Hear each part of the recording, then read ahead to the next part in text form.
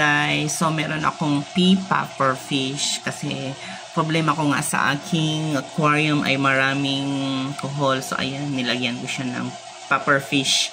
Puffer fish ba ang tawag nila dyan? Yan nang uubos ng kuhol. Killer snail. So ayan. Noon kasi yung aking aquarium ay problema ko talaga is marami siyang kuhol. So nasisira ang aking mga plants. So since yung friends ko yung mga friend ko na mga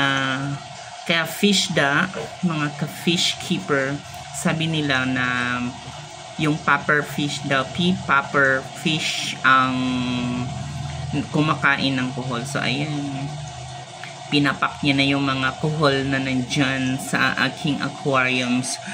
Wow, thanks naman. At hindi na ako makapaglinis ng bonggang-bongga kasi noon sa Lord, ang daming kuhol, nahirapan ako maglinis at saka yung mga halaman ko nasisira. So ayan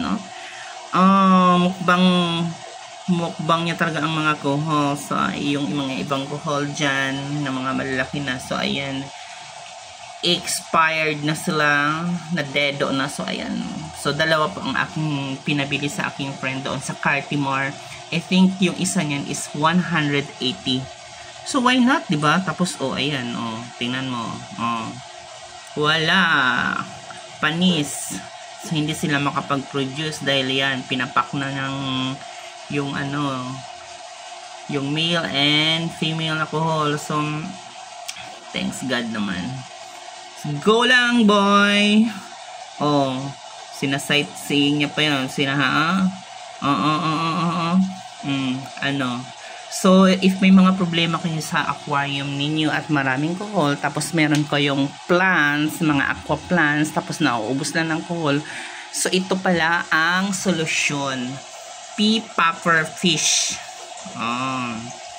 So, ayan. So, nahirapan din akong maghanap ng ganyang isda dahil hindi naman siya basta-basta lang. So, nakahanap yung friend ko, pumunta ng Cartimare, tapos nakisuyo na lang ako na nagpabili sa kanya ng ganito.